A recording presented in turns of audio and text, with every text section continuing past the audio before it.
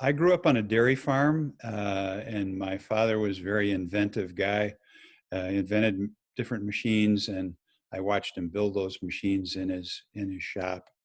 And so my first inclination when I went to college was to be uh, an English teacher in high school.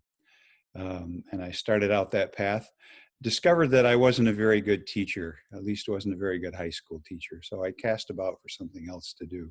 When I was a boy, I really liked the dentist that I had growing up. And I thought, well, maybe that's something that would fit for me. So I got into dentistry into dental school.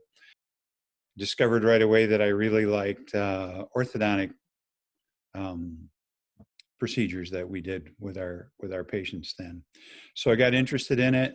The more I studied it, the more I practiced it, the more I liked it. And I applied for graduate training in orthodontics after dental school. I opened a practice. I did what we call a startup practice. I opened my doors and didn't have patient one, but I did that.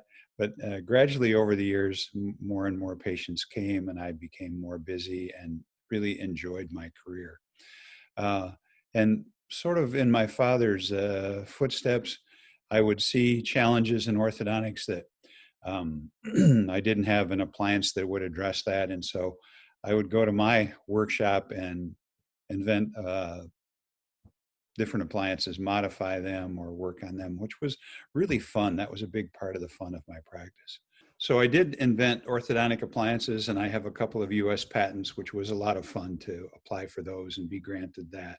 I became somewhat frustrated and somewhat dissatisfied with the learning that I had, the expertise that I had.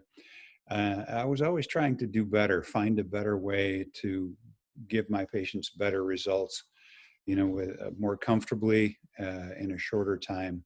And that motivated a lot of search on my part to always go to different orthodontic courses and try to find a better way. Um, as an offshoot of that, then as I learned and gathered more expertise, I began teaching orthodontic courses, and I taught around the United States and in several foreign countries, which was a very rewarding experience.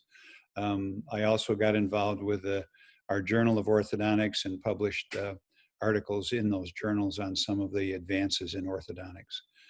So that somewhat of a dissatisfaction with my uh, the state of where I was always prompted me to search and see if I couldn't discover a new way, learn something new from my colleagues, and from my own invention.